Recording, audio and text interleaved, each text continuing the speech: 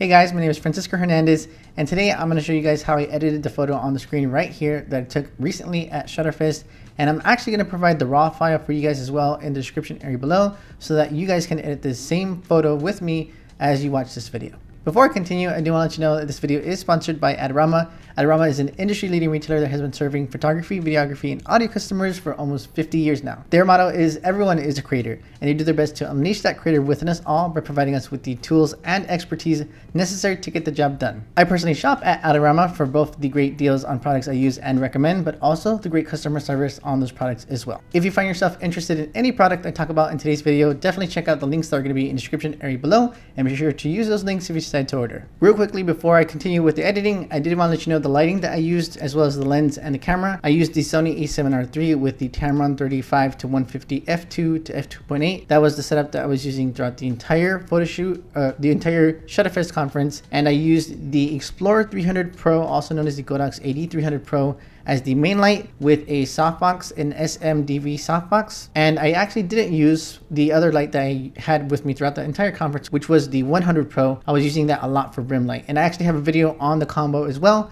that you guys can check out in the top right corner of the screen, as well as in the description area below. I have a video on that entire setup that I was using throughout the entire conference, Shutterfest conference. On the screen right now is the photo that I took that I wanted to share with you guys. And I'm typically not a big fan of when the eyes are kind of showing a lot of white in the image, but I did like the mood of the shot, so I wanted to go ahead and edit it with you guys. So the first thing I'm gonna do is change the exposure. I'm gonna bring it up a bit to maybe maybe like 0.8. Okay, I'll bring it up to 1. And the reason why I was hesitant is because I feel like it's a little too bright in the highlights. But typically what I do is I keep the exposure increased like that, and then I just go ahead and reduce the whites in Lightroom, which is exactly what I'm gonna do. I'm gonna reduce them about to maybe 25, and then that kind of brings the highlights a little bit reasonable and not too bright like I felt like it was a second ago. The very next thing I'm gonna do is adjust the white temperature because it's kind of out of whack right now. I feel like there's too much greens, so I'm going to change the tints to be a little bit higher. Maybe I feel like it's maybe pretty good at maybe like 6 or 8. I'll stick to 8 because I know I'm going to change the temperature, the color temperature. And typically whenever I change the color temperature, I do need to readjust the tint as well. So let me see. I do want it to be a little bit warmer because right now there's a lot of cold temperature throughout the entire photo. So I'm going to go ahead and change it to, let's say 3800. And then now I still feel like there's a tiny bit of greens in the whites. So now I'll change the tint to maybe like 11. And I feel like it's good where it is right now. So now I'll go ahead and increase the saturation of the colors throughout the entire image, which I always do on the very bottom of the develop module. Here with the calibration section, I'm gonna go to the blue primary slider, the saturation slider, and bring it up to, let's say 80, and see how that looks like. There's a lot more color here, but typically the blues and the oranges always get too saturated, and I always bring them down here in this hue saturation luminance section. So I'm gonna go to saturation, bring it down to, let's say -12, -15 maybe. And that looks pretty good. But one thing I do remember when I was giving an initial edit on this photo is I was having fun with the hue because a lot of these colors had like leeway to play with. So what I'm gonna do right now is kind of just adjust the sliders quite a bit and see how I feel throughout the image when I make these adjustments. Okay, so you can see the different adjustments that I made right here in all these different hue and all the different colors. And I just feel like this image has a nice warmth to it. It just looks good to me now. I'm just judging this image visually to me right now. So it looks good. One thing I do want to do now is maybe increase the shadows a tiny bit. So let's see if I can do that. Just a tiny bit to like maybe 8. And then I think after that, I think I'm just gonna go ahead and take a quick zoom on the picture because it is at ISO 2000. So I just want to see if it looks too noisy, and it doesn't look too noisy to me. I was gonna do a little bit of noise reduction, which I have been doing a lot with Lightroom's new denoise feature, which does a good job at reducing the noise, but it looks good to me now. So now I'll just go ahead and export this image. You know what? Last thing I'll do is I'll get an adjustment brush. The shortcut is gonna be K on the keyboard. I'm gonna click on that, and now I have, or should have, a brush coming up soon, and I'll just give a slight brush to the leg here. It's not showing anything because I haven't done any adjustments yet, but I wanted to paint this leg first and then increase the exposure of just the leg a tiny bit. Let's say to 0.4. and I keep it like that. Maybe just a little bit exposure around the dress, the bottom part of the dress too. And then if anything, maybe a little bit of the sky. I'll go ahead and increase the shadows of just the sky. So the way that I'm gonna do that is go to this plus here, click on select sky, wait for it to select the sky. It did a pretty good job of selecting the sky, but it did get a little bit of her head as well. So let's see if I can just raise the shadows. And I feel like, actually feel like at plus 20, it does a good job of separating her hair and her head from the background, because previously it was a little bit too dark and it kind of just blended in a little bit because I didn't have my rim light on in the shot. I did eventually bring out my rim light, but not for this photo. Now I'm gonna go ahead and export this photo and work with it in Photoshop. One thing I'm gonna do right off the bat is adjust the colors, because sometimes what I feel about an image is that I really need to fix the colors first, because it bugs me too much because I have a certain vision when it comes to the colors. So that's exactly what I'm gonna do here. I'm gonna get the selective color adjustment layer. So that's gonna be with this circle over here, kind of looks like a Pepsi symbol, and then selective color should be right there. And now I'm basically gonna have fun with the different sliders. So I'm gonna go ahead and fast forward through this, but I wanted to let you guys know that I honestly just have fun with the sliders, and just, again, I just look at the image, and whenever it looks right to me and feels right in terms of the color, that's when I stop. Okay, so here is the before and here is the after. I want to go ahead and show you guys the different settings. So this is the blacks, this is the whites, this is going to be the blues, and here's the cyans, here is the green, no, did nothing to the green, here's the yellows, and here are the reds. But now that I think about it, there is a lot of magenta in this photo, so let me give a last look at this different magenta setting. And I'll just leave it at +7 cyan and -40 yellow. And now I like the colors in this image. And now I'll continue. So usually I wouldn't merge the layers right here, but I'm gonna go ahead and do that. I'm gonna click merge visible.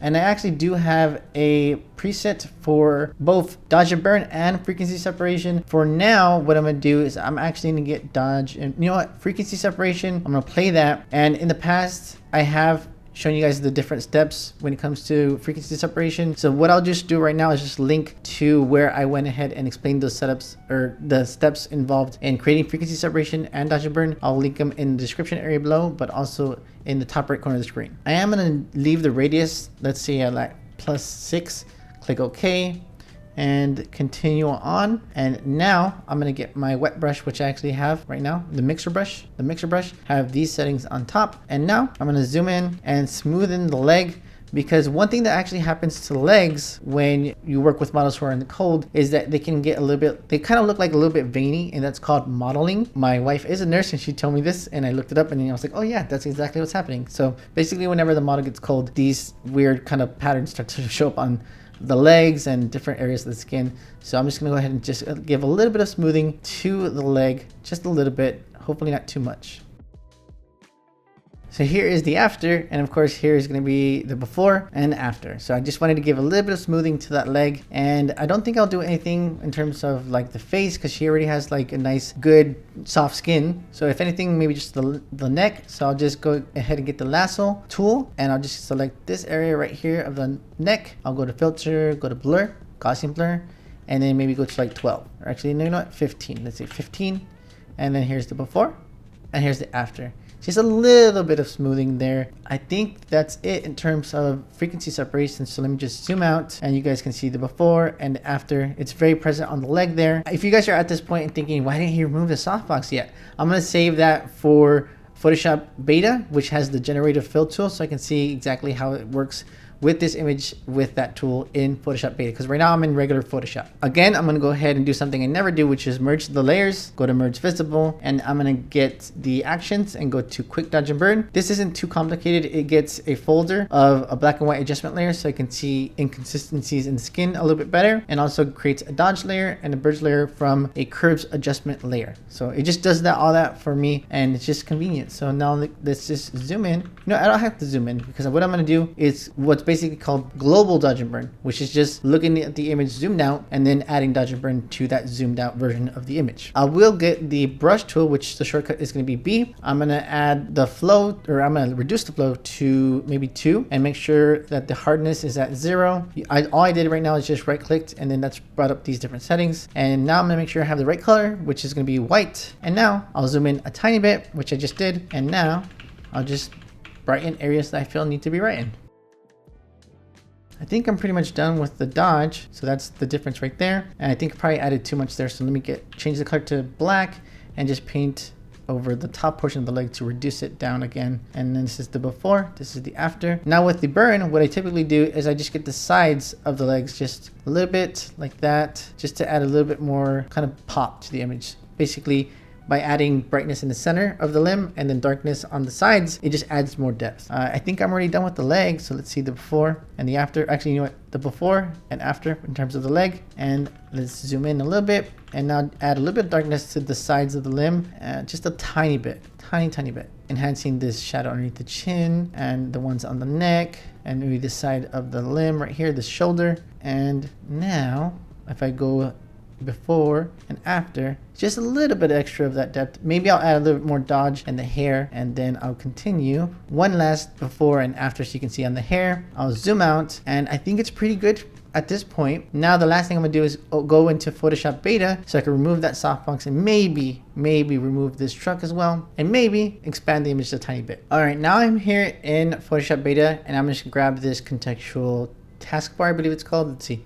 Contextual taskbar. Yeah, that's gonna be the main thing that you use in Photoshop Beta to remove the softbox. I'm gonna just pin it here on top, and now all I'm gonna do is just zoom in a tiny bit. I'm gonna lasso. I have the lasso tool, which the shortcut is gonna be L. So I'm gonna make sure that I have the lasso tool, and now I'm just gonna just go around the softbox and also this area right here. And now I'm gonna just make sure everything's selected and go to generate fill, type remove, and then click generate and see what happens. All right, that result was actually pretty good. I'm not sure I need to see the other two variations, but let's go ahead and see them. This is the second variation, pretty interesting as well, but I don't really like the cross kind of window pattern that it has there. You see the third variation, looks interesting as well, but I think the first one was pretty good because it made a little bit like of an entrance shadow area thing there. The very last thing I'm gonna do is probably remove this truck and expand the image, but I'm not gonna add that to this video because it's probably too long already. That's pretty much it. I'll go ahead and throw on the screen the before of the image when we first started with it in Lightroom, and then the final result, which is the after right here. That's everything that I did. This is a bit of an intermediate to advanced tutorial on how I edited this photo, but I hope you guys